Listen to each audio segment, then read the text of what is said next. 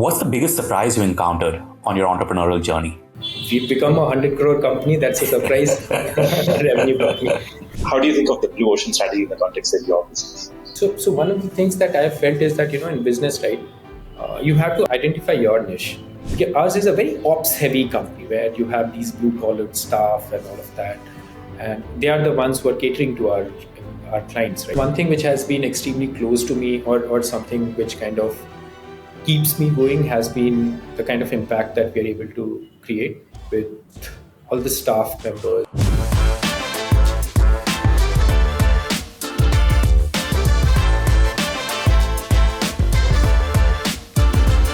Hey folks, today we'll be speaking to Amal Mishra, the co-founder and CEO of Urban Vault, a managed office space provider in Bengaluru, managing over 55 locations and generating over 150 crores in revenue at an 18% profit after tax. Hey Amal, thank you so much for joining us today. Could you give us a quick highlight reel of your life and how you got into the managed office space business? Sure. Thank you, Rohit. Thank you, Rohit. Thank you, Govind, for having me here. Definitely. So I come from a tech product background. I was working with a company called Cisco. Come from a college called IIIT Hyderabad. Did my undergrad from there back in 2010. Worked with Cisco till 2014, and from there on, always had this kira, so as to say, of starting something which would be kind of non-tech, getting into something which is slightly different. That's when I kind of started up a company which was into furniture, furnishing. Whole idea was to organize local furniture manufacturing. And from there on, in 2017-18 timeframe, realized that there's a potential for, setting up offices, which is not really co-working spaces. While co-working spaces has been the main term being used, but we realized that there's a huge potential for, customized offices within co-working space. And typically people are not doing that because that entails a lot of investment. And we just thought that, maybe because our supply chain has been built over a period of time, we should be able to kind of do that.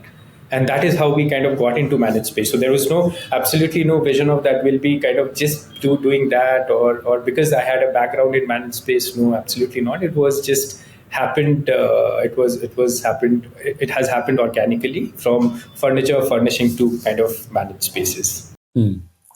Got it. So you went to IIIT Hyderabad and then you worked at Cisco. Right. I'm sure you have friends who went in to build quote unquote tech businesses, got on the VC treadmill. What made you start a furniture business and get into the furnishing space? What inspired you to go down that route? Sure.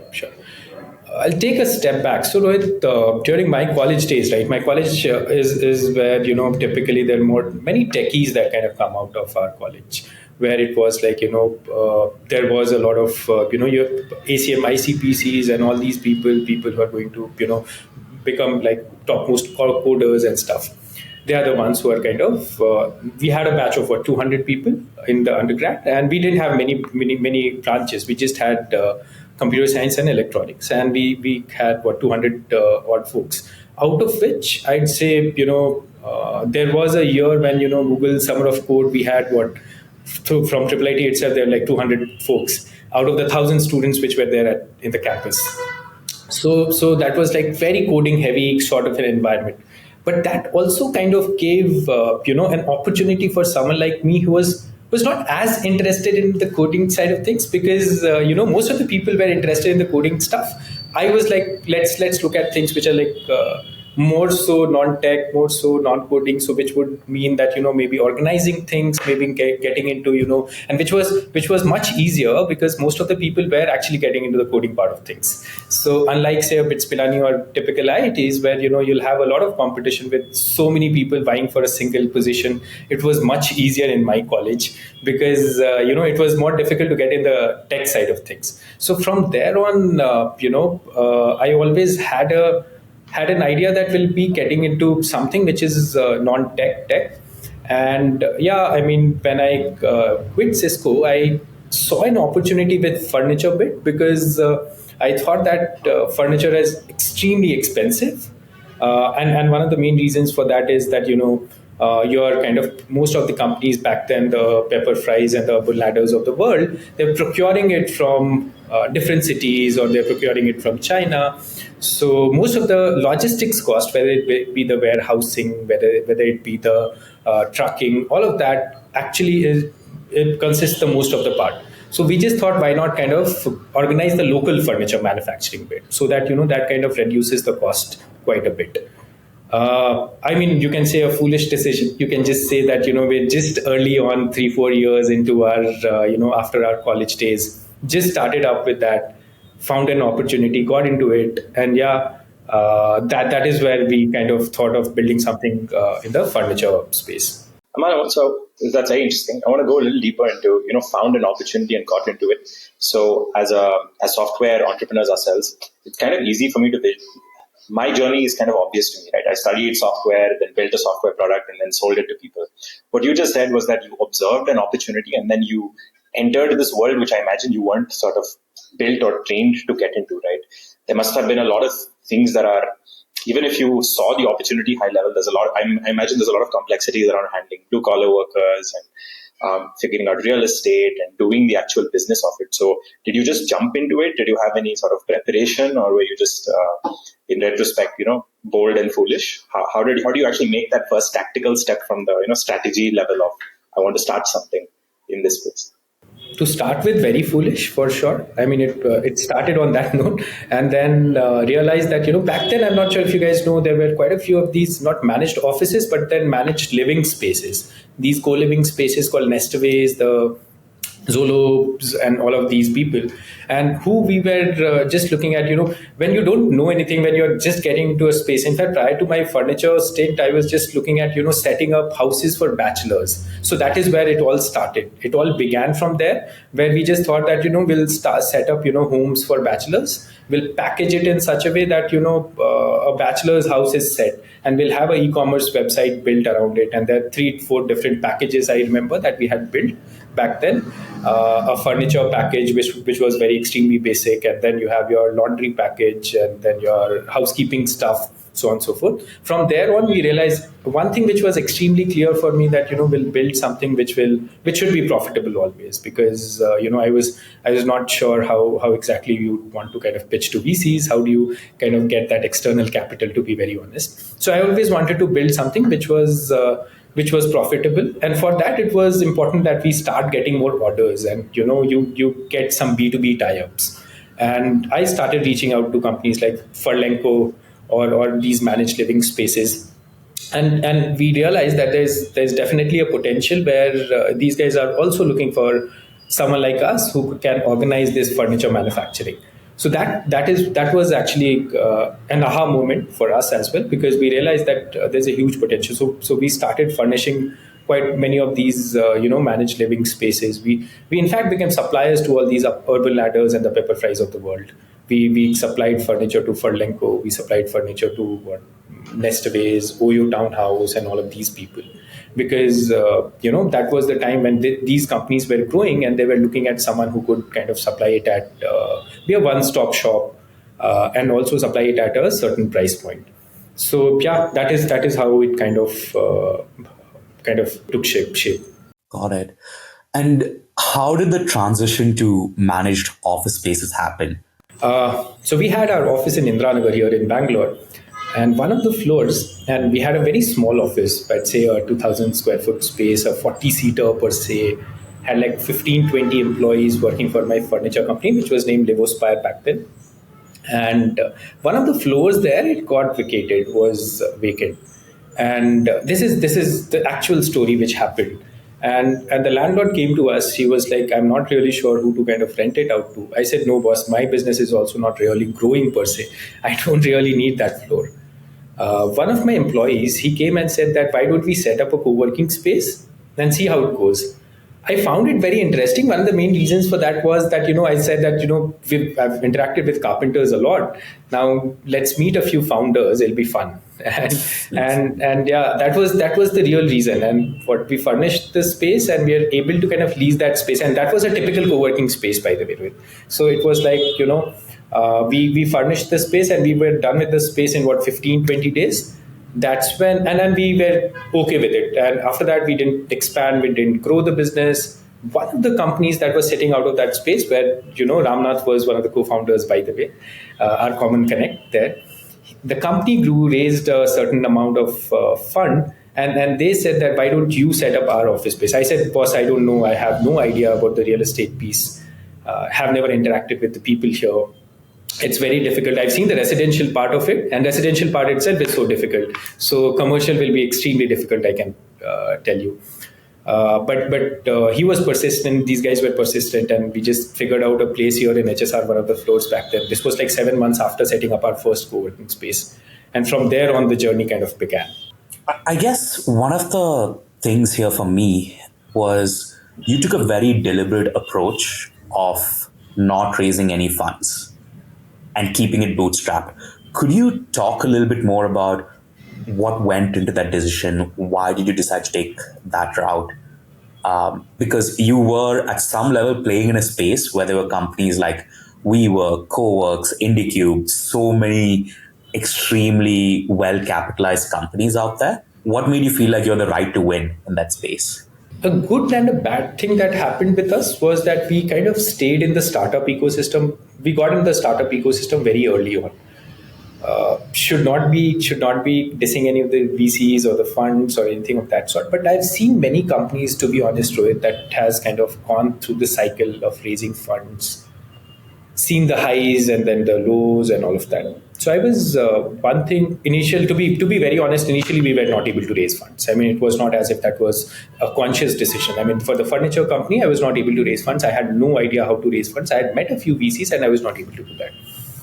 Realize that this is not a business which is, how do I call it, an exponential growth business is what I was kind of told back then. Not a tech business, so you'll not be able to kind of raise funds and stuff. Back then, we're not able to kind of do that. But then once I kind of started UV, we had interacted with a bunch of startups, seen startups which would have raised upwards of 100, 200 mil, seen the highs and then kind of gone through the lows. So I have seen it through very close quarters. So that kind of put a very strong impact, that had a very strong impact on me, that we are going to build something which should be extremely sustainable on its own, and should be a very long-term or long-lasting company. And that has always kind of been there. And one of the main reasons for that has been because I've seen so many companies from such close quarters doing extremely, extremely well. And then one fine day you get to know that, hey, the company is not, in a good shape. So that has kind of, built that resolve very steely, that, we'll build something which is going to be long lasting, which is going to be, we'll see, there will be highs, there will be lows, but then in it for a many number of years. So on that, what do you think is the benefit of being bootstrapped, right? Do you think there is lesser pressure where you can sort of take it at your own pace? Do you think maybe the bar of what success is doesn't have to be like, die or go big or go home? What do you think is the difference in the psychology that you get by not having that external money? First and the foremost is you don't have to send Excel sheets every month. So that is something where you can kind of be at peace, and it's extremely important. And I'm sure you guys would be doing that, day in, day out, that sort of thing. So that is something that gives you some comfort that whatever decision that you are doing, whatever decision that you are taking, it's kind of it's going to be long lasting, and you'll not have to kind of change that per se. Second, I would say that, you don't really have the pressure of just setting random targets, and just because you have to meet certain numbers, because where your cash is coming from, right? Where you're going to kind of sustain your company from. I always felt that, the profits that we are generating should be able to sustain the company. Why should we talk about any runways and stuff? The runway should be infinite, right? I mean, we should be able to kind of spend as much money as we have in the bank account. I mean, this also comes from the middle class background that we kind of come from, where we were always kind of taught that you have a certain amount of money and you have to spend so much money. So yeah, I mean, bootstrapping, that is one of the things that is always there, that you don't have the pressure just to, if you have to, why not? We are going to many bootstrap companies have made it big, but then you don't have that pressure, that short-term pressure of just going behind those numbers. Teams are not really random, thinking about certain numbers which we are not able to meet. So that is an important thing, very important thing that I feel, which is there. Yeah. That makes sense. So I understand you wouldn't have had pressure from an external standpoint, but what about at a personal level, right? Nowadays, even early stage pre-seed startups raise a bit of money. They have founders don't dip into their own savings. They in fact pay themselves a conventional salary. Whereas in your case, you mentioned middle class. I guess the other side of the middle class mentality is we also want a steady income and keep things going. So I'm curious about how you handle your psychology around your own personal finances. And then more broadly, how did you fund some of the earlier endeavors, right? Did you have to dip into your own savings? Was there ever this sort of personal professional trade-off that you had to make, or it's simpler than that?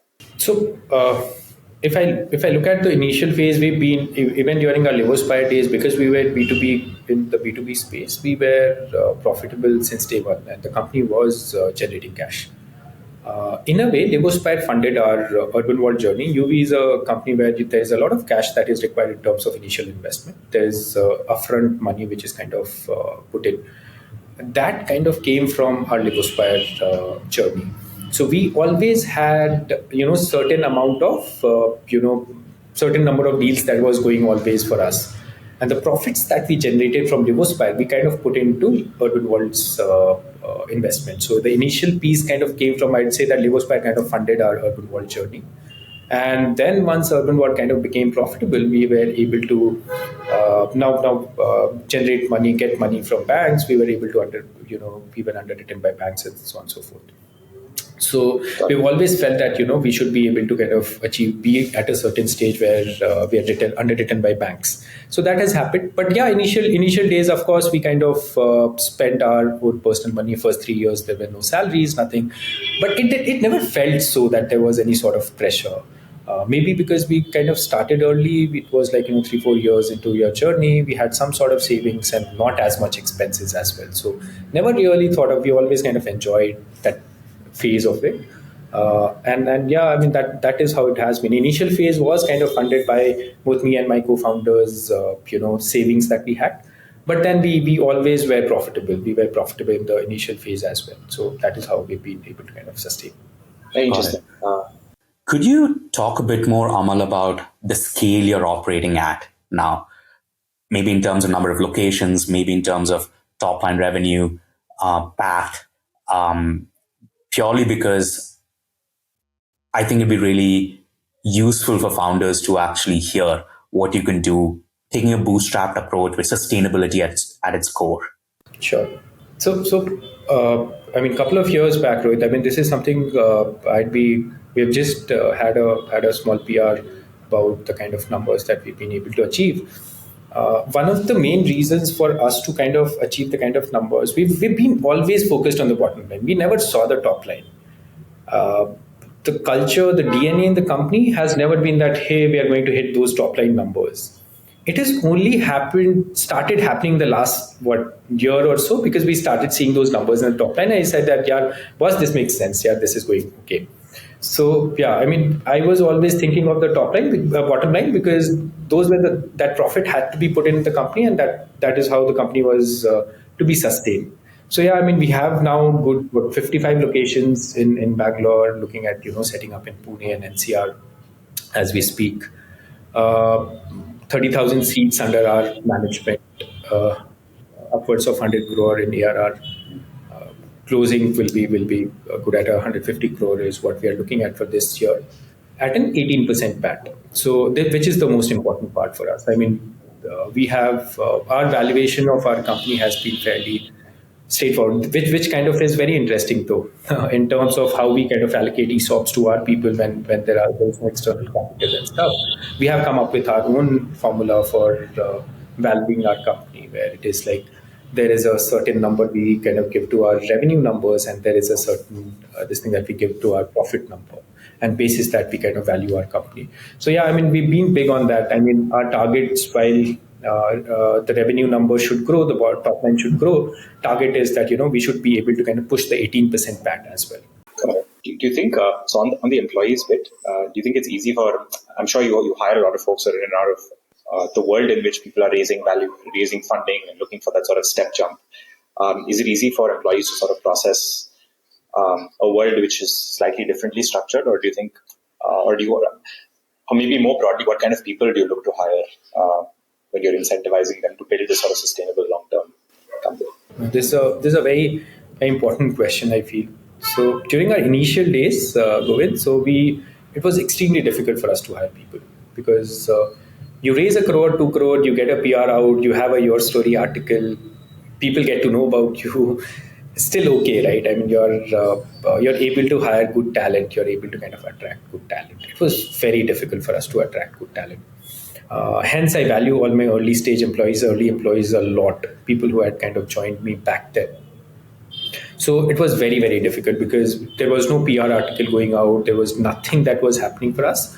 And also, we were talking about something, maybe 5 years back, building an office space business or a brand, which was not very, lucrative back then. That was not something, I mean, post-COVID is what we have seen, the kind of growth that we have seen. So yeah, it was extremely difficult, very difficult for us to kind of hire people back then. Gradually, as things kind of changed, but we were okay. I mean, we were okay. We knew that all the hyper-funded startups will be easier for them because you have the ESOPs, you have all the pieces. But we always knew that we are going to create value in our company. I mean, there will be value set. One thing between both me and my co-founder has been that that we don't really function on a lot of FOMO. I mean, that has been the core strength per se. While there could be a good brand in the vicinity, there is something we don't really function on that FOMO. The DNA does not kind of is built on that. It is built on that we kind of sit down, work, and things will happen. So hiring was also like that. It was extremely organic. As gradually as the team grew, we had some sort of visibility. I was able to, and I've been really bad at it as well. Was not able to kind of sell the company's vision back then, maybe. So initially, it was very difficult for us to hire. But then, eventually, it has been okay. I mean, we also kind of understood the importance of branding ourselves, or how to kind of attract right set of talent. So now things are still okay because people have also started recognizing the value of a good bootstrap company, which was not the case maybe a few years back. Yeah, I think enough people have seen the startup boom bust cycles, and many of them at this point. So I see that happening. Let me switch gears a little bit. How do you decide on how to scale the business and where to open a new location? You spoke about right now you're primarily in Bangalore, but now you're going to open it up in Pune and NCR. How do you make those decisions? Right. So in my previous company, right, Rohit, when I was working with these B2B companies, so some of these companies, one of the issues that I realized was they were very dependent on, say, hiring someone as a city head. Just pick your top 7 cities, expand there because you're flushed with money. And that is something I saw it from very close quarters. And I realized that, understanding of geography is extremely important for us as founders. So what I typically have done is in the last 6 months or so, I've spent some time in different cities, went there, did my survey. So, for example, I'll tell you, I've studied from Hyderabad. I was there in Hyderabad, and I don't want to kind of jump to Hyderabad right away. Reason being, it's an oversupply market where construction is everywhere, left, right, and center. If you open up, it's a risky business to kind of build there. We'll go there eventually, but then that cannot be my first city. Pune and NCR. NCR is where how it kind of happened was I kind of went there, spent time, researched on the locations, researched on the areas, did some sort of demand gen as well in terms of internally as well. For example, are there companies that are sitting out of urban world here in Bangalore who are looking for spaces in different cities? And we realized that most of the people are actually looking for space either in Pune or NCR. So that is where it also came from. It was like a solid on ground work where we did not just think about, hey, pick these 5 cities and we'll just start over there. Again, the sustainability part, sitting on the bottom line, don't want to kind of risk it all. That sort of a mindset kind of comes into the picture. That's how we've decided on Pune and NCR next. So a couple of questions on that. First, I'm curious what's going on in Pune and NCR more broadly. Why do companies want to start there? And then second, I think you gave us a sense of how you generate demand, especially because you have businesses who may want to start something there. How do you look at the supply side? What do you do to get all your real estate inventory? What is the actual process of getting the business going?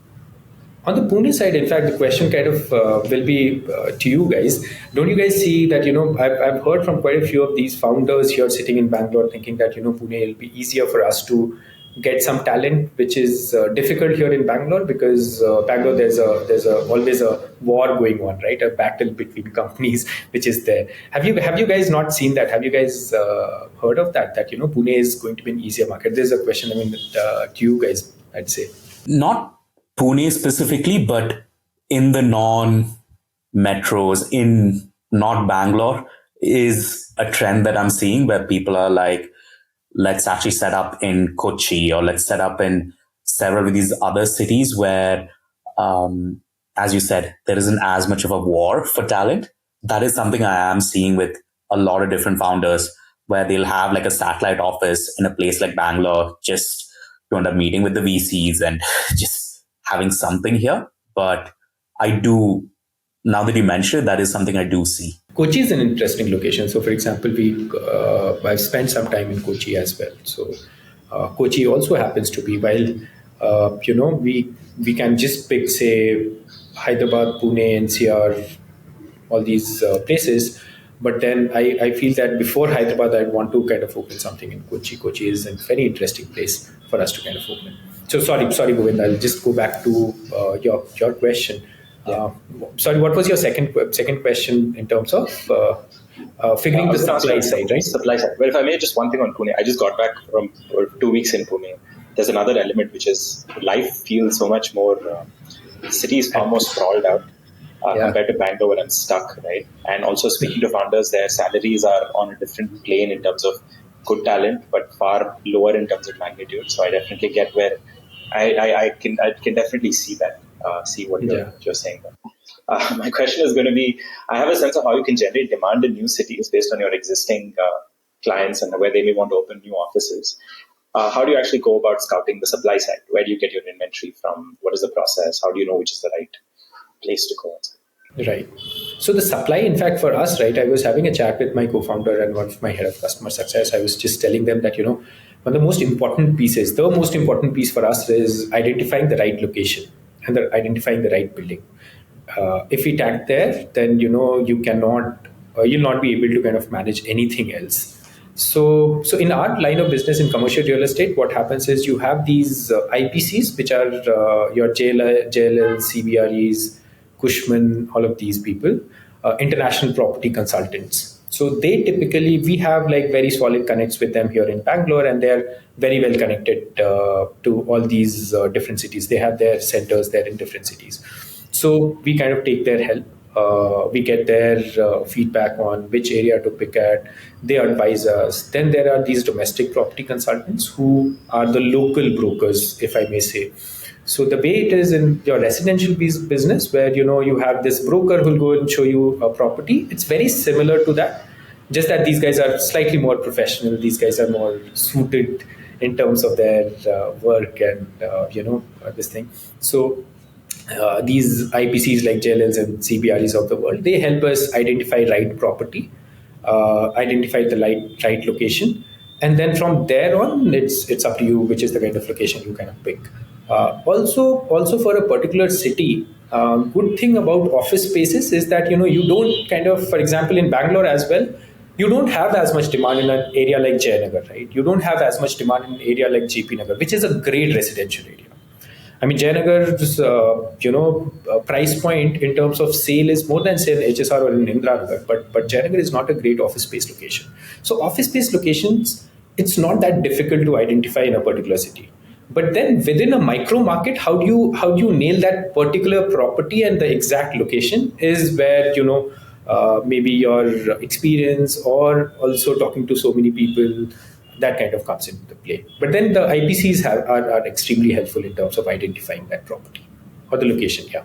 And to be clear, do you rent your spaces or do you purchase the real estate? We lease it out. We lease it out for a long-term period. For 12, 15 years. We've started purchasing as well, but then if we start purchasing, scalability goes for a toss. Will not be able to scale.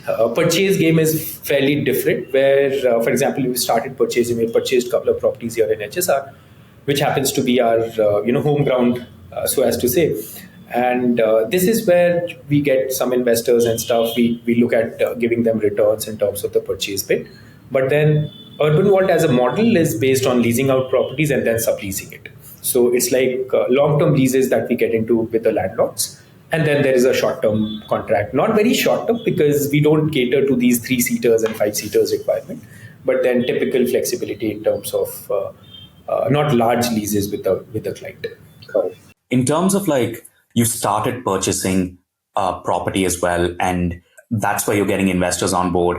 Is that something you see being a bigger part of your business over the longer term? Because all of a sudden you're becoming the landowner, right? Or the property owner versus the one managing the property. Right. So where this has kind of come from, right, Rohit? I mean, it was like, see, we are the ones that there are different parts to a real estate bit. One is that you buy out a real estate and then you have to rent it out and so on and so forth. So the last mile, if you look at it, is the most difficult mile. Last mile, as in renting it out. We are the ones who are kind of solving for that. So we just thought, why not kind of get a step ahead? We can get deeper into it, and we start kind of look at purchasing that. That not only gives us good leverage as far as our rentals are concerned. We have good hold on the property, and then we also get into the appreciation bit of it. Now, if it will become a bigger play, I'll be very honest. I don't know. I'd rather say that scaling the other side of the business is much easier. It can be scaled at a better pace than this business, because for this you need like a solid amount of capital. And when I say capital, this is not your equity money. This is more like raising debt, and then you go on buying properties for that. So yeah, I mean, for example, we've just closed a couple of properties worth 100 crores that we have done. Again, that capital is not being infused in the company. This capital is being infused in these properties. We are buying out these properties. So there's no dilution as far as equity is concerned. But then, it gives us a lot of leverage as far as that property is concerned. We get good rentals, and we are also part of the appreciation of the property. So this makes me wonder, where do you see the journey going? Right, you have a profitable business, you have certain lines, you're trying different things. Are you sort of what do you see as the end goal here? And is there an end goal? Do you see yourself working up for a long time to come and just take you where the winds take? I mean, this has been a very difficult question for me to answer. I've always very much believed in just enjoying the process. I mean, let's enjoy the process. I mean, one good thing of not being very, how do I call it, technologically savvy is that you don't kind of think about doing yet another thing every third day. So I've seen many of these good founders who have, but extremely good, but then they're not able to kind of be at a certain thing for a multiple number of years. So that is something which I've been very clear about. Now I can give you my revenue targets, my numbers, but that is not it, right? I mean, that is not your question. That is not what you asked me. Where do I see in the next 3-4 years? Yes, a certain number of crores that we'll be able to achieve. Are we looking at going public? Yes, that is also a question that we might not. But then the end goal, if you ask me, it is just about enjoying the process, just being at it, building it, and then we'll see. I mean, I had a chat. I always kind of keep discussing this with my co-founder Piyush, is that we will have these numbers, zeros added, and one day the number that we are kind of looking at, we'll be able to achieve that as well. But end of the day, we should be able to we should be enjoying the process. So if you ask me what is the end goal, it is all about just living in the moment, enjoying the process, and then we'll see how it goes from there. If you ask me my revenue targets, that's a separate thing. I mean, there's of course revenue targets that we have for the company, but that's not the end goal for sure. The enjoyment is the more interesting question to me. If I can sort of go one step further, right? Where do you think enjoyment comes from? Is it just Does it come from seeing the growth? Does it come from the people you work with day to day? Does it come from, I don't know, some form of success and fame? Does it come from real estate itself as like this intellectual sort of puzzle you're figuring out? Or is it simpler than that? Am I just... All of it combined. But one thing which has been extremely close to me, or something which kind of keeps me going, has been the kind of impact that we're able to create with all the staff members. I mean, Rohit has been a client, and he would know most of our, ours is a very ops heavy company where you have these blue collared staff and all of that. And they are the ones who are catering to our clients, right?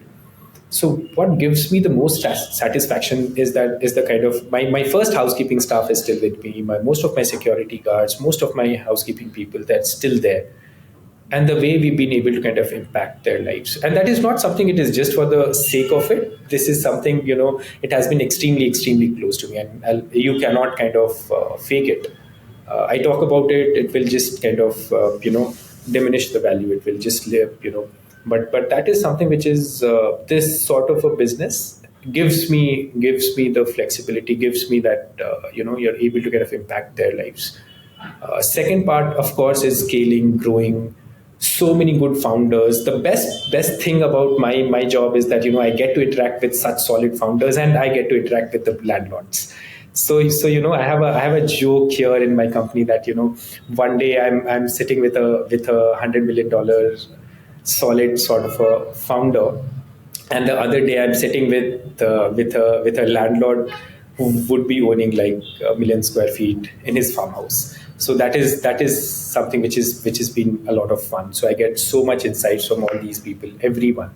So I also get to know about the tech side of things, where things are growing. People like Rohit, people like Shashank, all these people, and then I have all the Reddy clan here in Bangalore who kind of take me out. I sit with them, so I kind of get a very solid sort of an understanding. Their business understanding is extremely different and very solid. So I get to meet and spend time with people like them as well. Can you tell us a bit more about this may be a very simplistic question. What do you see as the difference in mindset? How do people think about business differently in the property, old world and new world economic? Very, very bottom line heavy, I would say. Very one thing which is very common between both the sides. I'll tell you the commonality is a good founder here and a good landlord there. Both of them believe in relationships. That is one thing which kind of remains common. If I pick a good founder here, a good landlord there, that is something which kind of remains common. And I'll pick a landlord who has not kind of done that well, not grown. Is someone who's just not been big on relationships. Likewise with the founder. So this is one solid commonality that I see.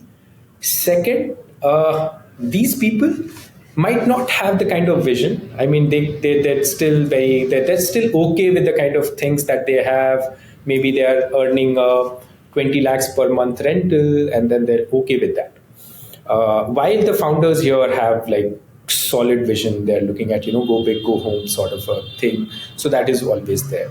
So there are two things. One, the commonality is that both the sides, good people, they believe in relationships. They believe that good people keep your people with you, and one differentiator is that these people, they might not have the kind of vision that maybe a good founder, tech founder would have.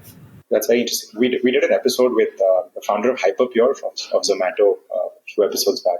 And even him, we kept asking him this question on differentiation in well-capitalized markets. And he's like, the only thing that makes a difference is relationships. So interesting that he said the same thing. Yeah. I mean, I've seen that. I mean, people like, for example, I can take people like Binny, such stalwart, such solid people, and they have their core team intact since the last so many years.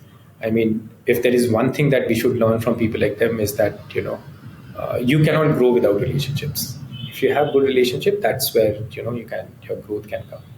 Or if you talk about Govind Reddy, who happens to be the largest landlord here in Bangalore, you'll see the kind of people who've been there with him since years. So yeah. Got it. So Amal, I have one more question over here based on what you said. What's it really like managing a team where a lot of folks are either blue or gray collar workers? You spoke about how much joy and perhaps even purpose it gives to your job. What do people not realize about it? What does someone who's been in tech, who's just built software and so on, not really know about what it's like to have a team with mostly like blue and gray collar workers and scaling that kind of team up? Sorry, if I get your question correctly, you're asking that if I hire someone who does not understand it, or how? No, I'm saying that see, I think you have a fantastic team, Amal. Like Heyman Bhaiya, he's been with the same building for such a long time. He's just awesome.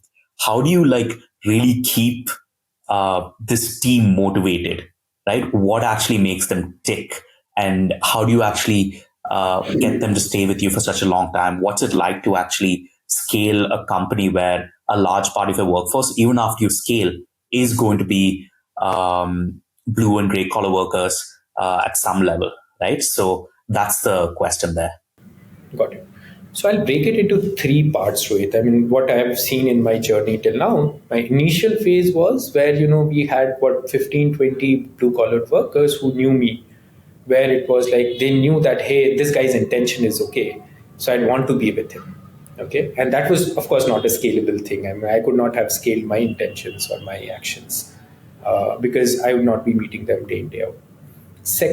In the second phase, we kind of came up with, what are the core challenges, core problems that they face? How do we kind of make them feel, that they belong here? For example, with our core team, core employees, what we do is we have these outside, we have these offsites, we have all of these things. People generally don't do that with your housekeeping staff. You don't do that with all of that, right? So first thing we brought in was, for example, insurance policy.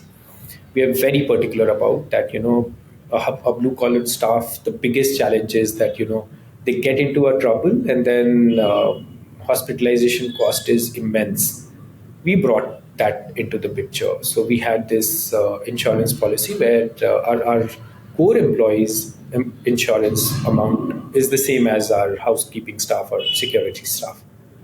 Now, the third part, of course, in this was educating them, telling them that, hey, you have this. Hey, you have this sort of service. So we kind of constantly did that. Now, as we have now close to 800 to 1,000 people who are with us, it became extremely crucial that, we start training them. We start so we have recently launched, I'm not sure if you've seen that on our LinkedIn page, we've launched a UV Academy. Where we've hired trainers and people from hospitality background, from people from ITC Gardenia and all of that. And they day in, day out, they start training these housekeeping staff in a bunch of things. In fact, yesterday we celebrated Teachers' Day with our trainers, by the way, and this is like, we just thought that upskilling is a very extremely important part. And if we can kind of tell them that, hey, boss, this is how things have to be done, you belong here. And all these people, we have a training floor that we have come up with. Now, a small thing like, just think about it, your office being cleaned by a housekeeping staff, and that housekeeping staff is being made to sit in a boardroom where he's being trained.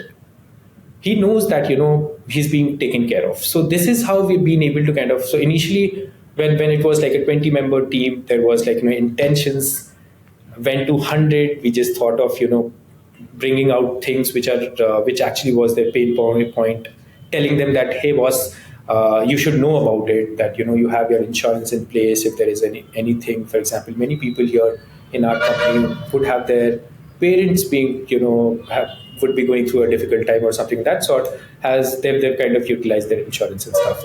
And the third part now, which what we have started doing is kind of making them launching a UV Academy. And eventually, I mean, I kind of look at UV Academy becoming a separate brand from Urban Vault, where we will have external people as well and external folks as well coming for our UV Academy training. So in our headquarters, or floor would be kind of dedicated for this itself, where we are going to kind of train them. So they kind of understand. End of the day, it's all about the human rationale, just that we kind of got an opportunity to study at good colleges and good schools. And they didn't, right? And they're also very extremely hardworking. Hemant, how his common sense is amazing. I mean, he understands people's psyche, he understands everything, right? Just that he didn't get the opportunity, right? Now, if he knows that a company is there where he belongs, or he's kind of taken care of, the stickiness kind of increases. And end of the day, if my employees, my housekeeping staff, or my security is not taking care of my building, I can make any sort of plans on Excel. Nothing is going to happen. Got it. No, thanks for that. And makes a lot of sense. Take care of your people and the people take care of your business for you. So yeah, makes a lot of sense. So Amal, this is our last two questions. I think we want to be mindful of time also. What are the biggest challenges you're facing right now? And I'm asking from two perspectives, right? One is obviously to understand your business. The other is if we have any of these potential weekend entrepreneurs listening into this video, one way in which they might be looking for ideas and of businesses to build is to listen to what problems B2B, what B2B products they could build to help someone like you. So I'm just curious, what are the biggest problems on your mind right now? So at any given point of time in an entrepreneurial journey, there are problems. I mean, there are issues and problems that you face. One thing that I've learned from my initial days, it's been more than 10 years now that I've been, running startups per se, is that you should never run out of money. And whether it be your venture fund, whether it be your own money, whether it be your money coming from a different venture, if there is money, you'll be able to kind of manage. So whether it be that quantum could be anything. So for example, when we started out, and that was very clear with us that, we want to kind of fund our employees' salaries, and you should be able to kind of take care of all the people, even if you don't get your salaries and stuff. So that is something which is extremely important for a company, which is kind of, if you're asking for a bootstrapped company, or even for a funded company, right? I mean, end of the day, it is all about that. And then there should be growth.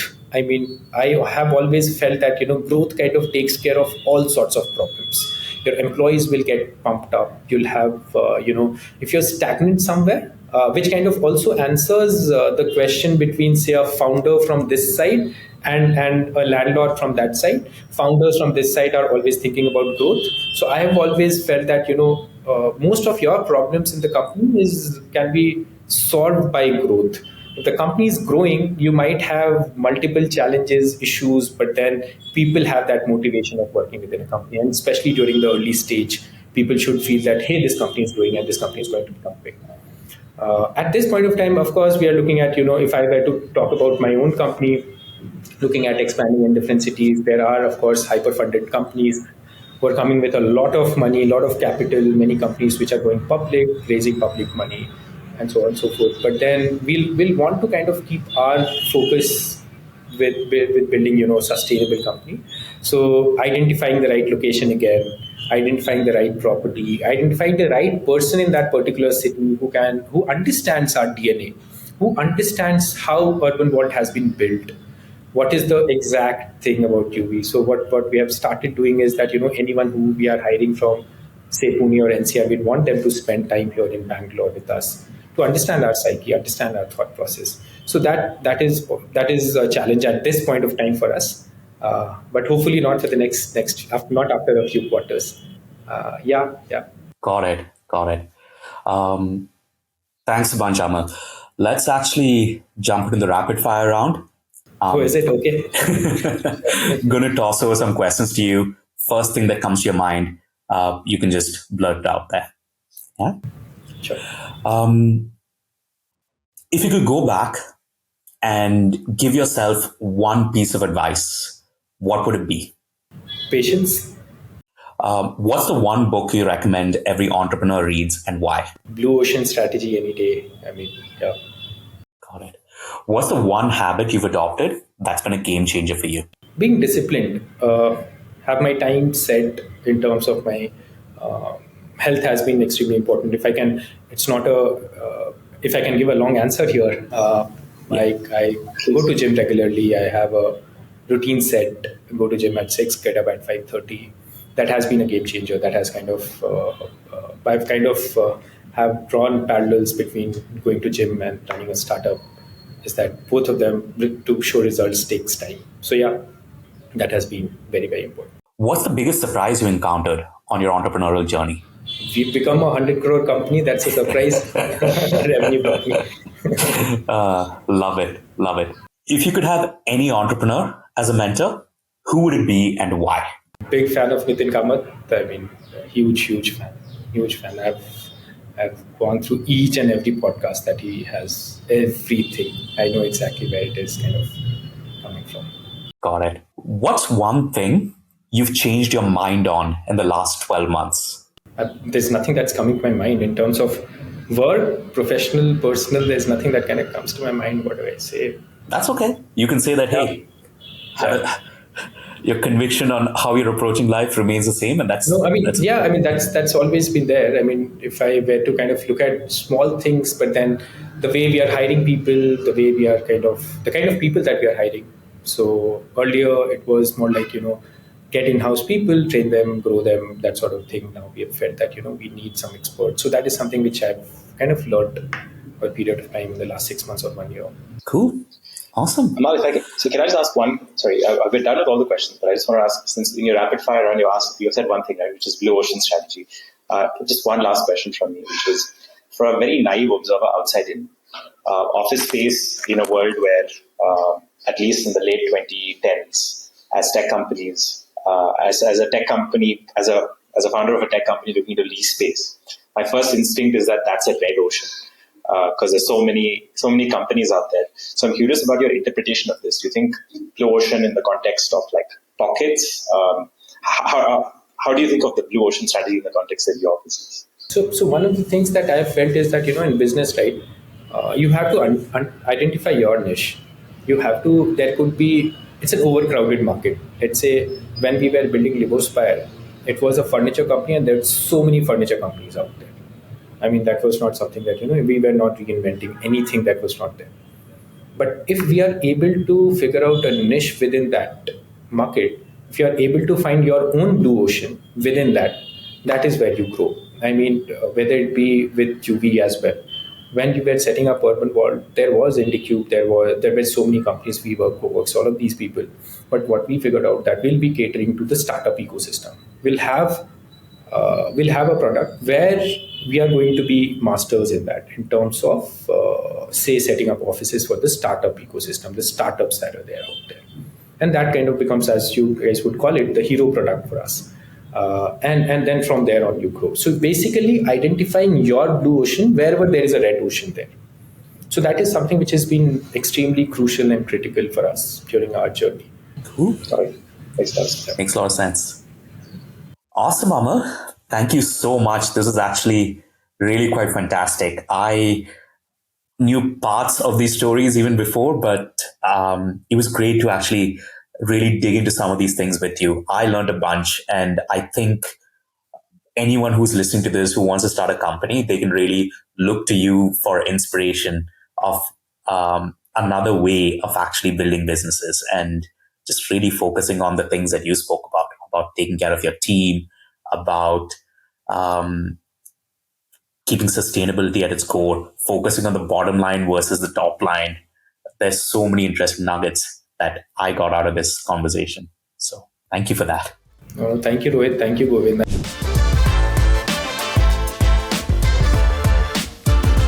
So Govind, what were your big takeaways? I wanted to start by getting your clarification on this word he kept uttering that I just couldn't quite understand. What was it? He said something called profit? What's profit? As a tech entrepreneur, that's not something I hear all that much. But on a more serious note, I guess the one main takeaway for me and the most interesting bit was when I asked him this question about old school entrepreneurs, the ready real estate plan that he was talking about. On the other hand, the tech entrepreneurs he deals with in his alternative world and how the metrics they focus on are also different. One is a bottom line focused crowd, and the other is a top line focused crowd, which to me was very interesting, especially if we start talking about what I think we'll naturally get to, which is the bootstrapping bit of it. Right? Once you bootstrap, all of these other vanity metrics like how you project yourself, what stories you tell, what your investors appreciate sort of go away, and you've got to think about cold hard cash flow and what keeps the business alive so that you can fund the next stage. To me, that whole approach to business is almost more natural, more real, how we would think about our personal finances if our businesses were in fact our own households. That makes me think about that makes me wonder why can't all businesses be like that? Is that how businesses should be? As opposed to some of the newer age business, metrics and concepts we've gotten used to. Yeah, totally. It's really quite impressive, the business that Amal and his co-founder have actually built. Getting to 150 crores in revenue at an 18% PAT, that's 27 crores in profit that they're actually pulling in.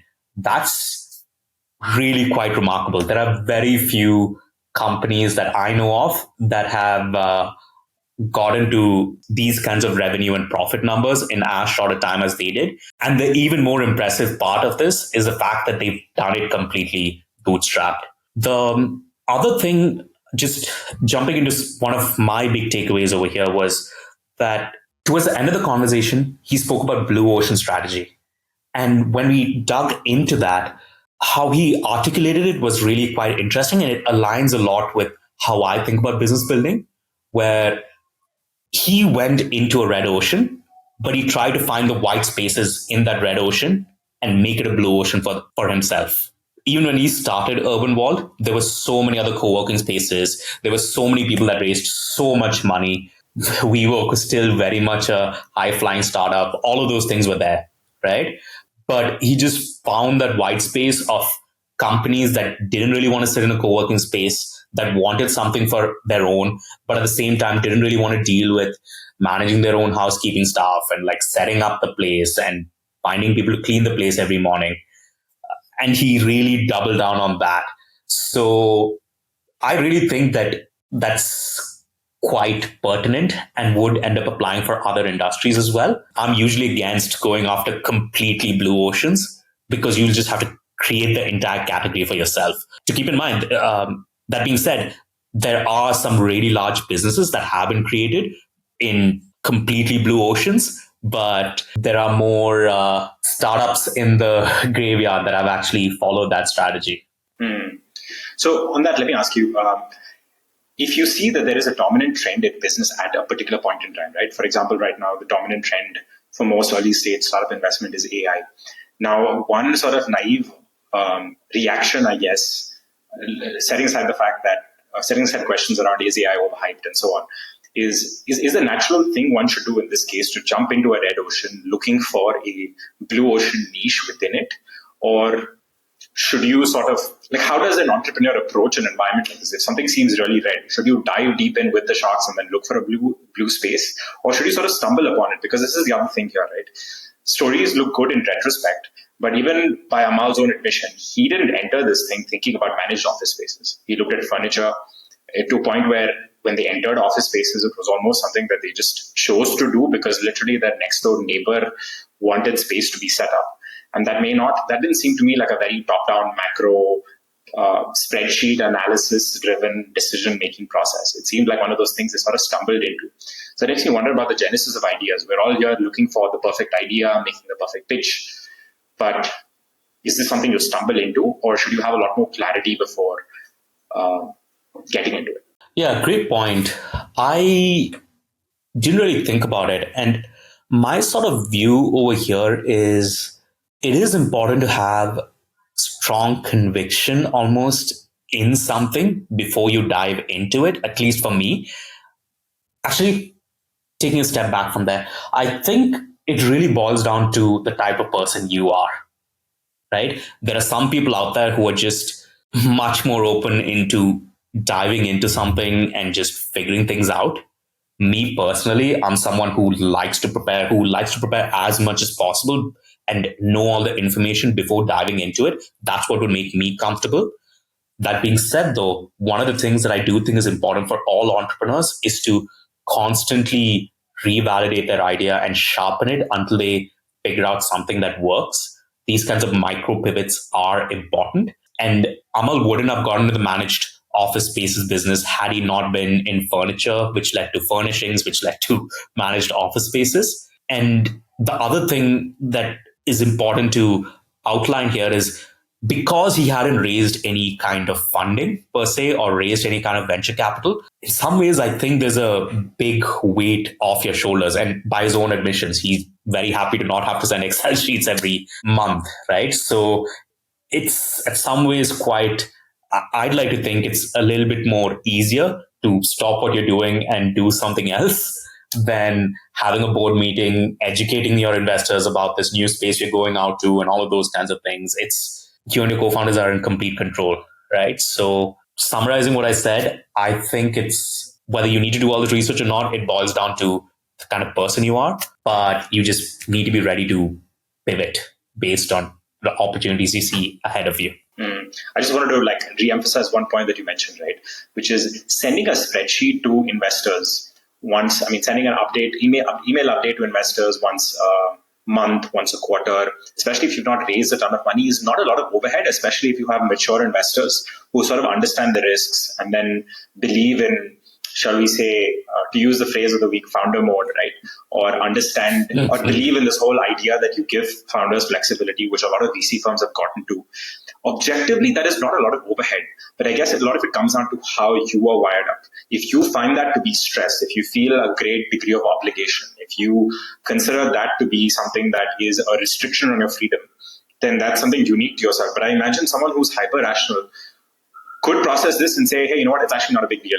I'll just send that person an email and they kind of understand and they know what the process is. And I'm sure this changes the more the money you raise and the more there is at stake. But up to a seed, Series A, from what I can tell, investors are not super intrusive. So then this comes down to what kind of a founder you are, what kind of business you want to run, how you see the process for yourself. Yeah, I get it. I just know that me personally, I would feel a great deal of obligation if I have taken someone's money, because I do want to end up creating a certain level of return for them, right? So that's just me. Fair enough. And in a lot of ways, I feel like Amal is also like that. That's the impression I got, even though he didn't explicitly speak to it. Yeah. What were your other takeaways? One of the big takeaway for me was when we asked him, hey, why is he doing it? What's the overall goal behind this business and the purpose behind it? The first thing he spoke about was his team. And his business, unlike a lot of other, I'd say software business at least, has an extremely large blue and gray collar staff, be it the housekeeping staff, be it the security, and so on and so forth. He's really, at some level, takes a lot of pride around creating a better form of livelihood for them, right? Like, he got everyone on insurance, because you know what happens when you don't have insurance, right? The bills can get really unbearable for a lot of people, right? And he's setting up the UV Academy to actually train and upskill a lot of the staff, because then it almost becomes a career. Okay, they're working at Urban Wall for some time, but could they eventually end up getting into the hotel and hospitality industry and work at the Leela or work at the Taj? Are those kinds of things a legitimate career opportunity and path for a lot of these people? So that to me is something that I really enjoyed learning about. And again, the thing that I want our listeners to take away from this is his primary focus is profits, right? His primary focus is around generating a highly profitable business, and he's focused on expanding beyond Bangalore to other cities as well. Along the way of actually making this happen, he realizes that his team is the most important part of the puzzle, and he's investing very heavily in that. I'm not a big believer in double bottom line businesses, and he's definitely not that. That was really quite heartening to see, in terms of he's building this business as a vehicle for good in the world. Yeah. Can I double click on one thing you said? Why aren't you a believer in double bottom line businesses? And for the listeners, why don't you tell us a little bit about what a double bottom line business is? Yeah. So a double bottom line business is a business that has two end goals. One could be profits and the other could be creating a social impact. That, in a nutshell, is what a double bottom line business is. And a lot of social enterprises, for example, fall into that bucket. And I personally am not a big believer in that model, primarily because building a business is hard enough as is. And my opinion is, hey, focus on generating an enormous amount of profits for your business. Take care of your team while you're doing it. And if you really want to do even more good in the world, donate all your profits, right? But focus on profitability first. You're more likely to end up being able to scale the business to the level and heights that you're actually expecting to scale it to, taking that approach versus always thinking about impact every step of the way. The business just may not become as large as it potentially could had you taken this other approach and 10 years from now may not have been able to make the kind of impact that you could have made had you focused on profitability and that being your primary goal. Makes sense. I'm looking forward to a subsequent interview, a subsequent episode where we'll call on our mutual friend Anish, who runs a company called Ashaya/Without, that I've been working with, who would take the exact opposite stand as you and is building a business that is not only profit focused, but has into its charters built in the social responsibility. So let's see what he has to say on that one.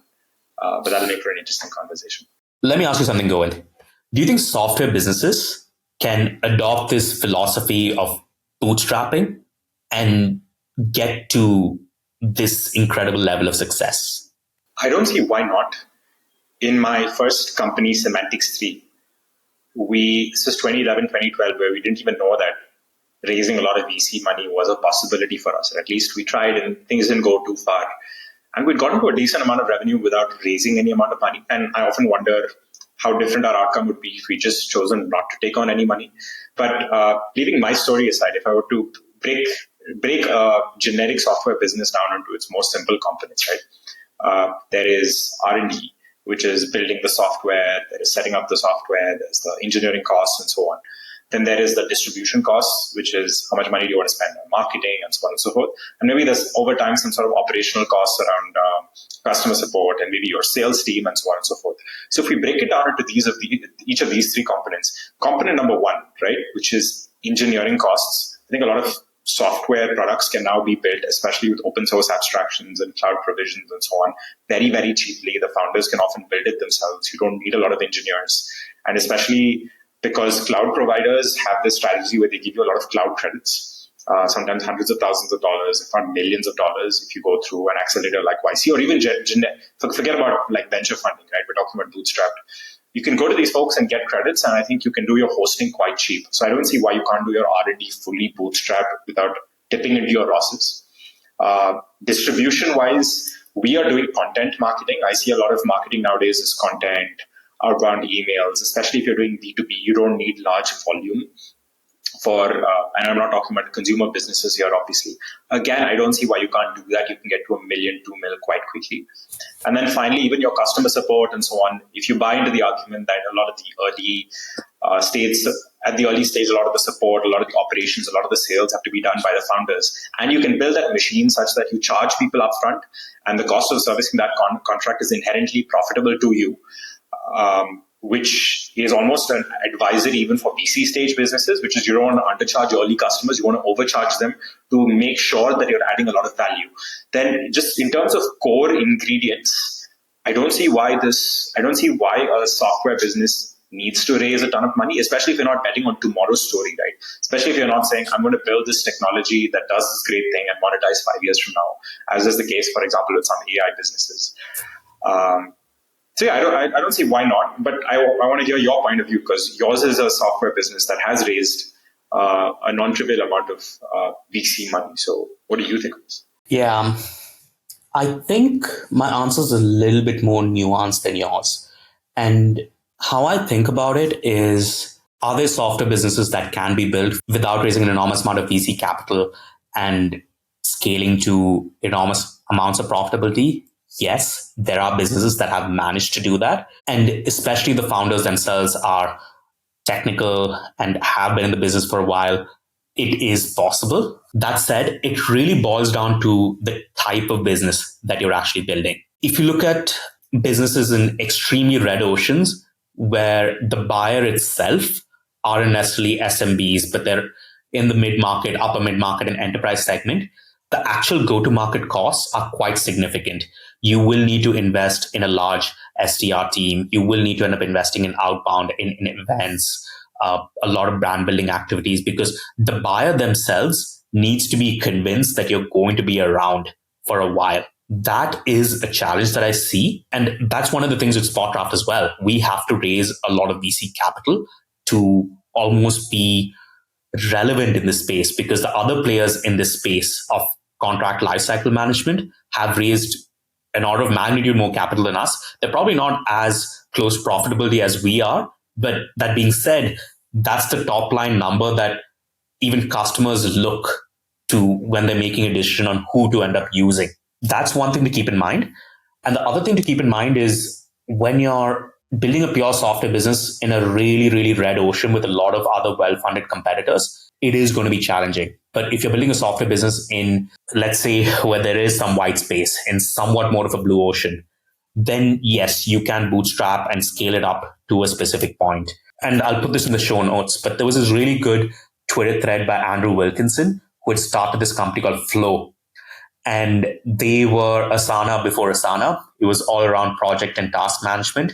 And he gave a debrief about how his company just got demolished by Asana over the years, right? And he himself invested over $10 plus million into the business from his personal capital, but they couldn't really compete with Asana. The business is still around, but in a very, very different form and manner than it was in the earlier days. And you just have to end up figuring out what exactly the white space you're playing with over there. Where if you're a bootstrap business, focus is even more important. And you need to be very specific about trying to win in one specific segment versus every segment out there.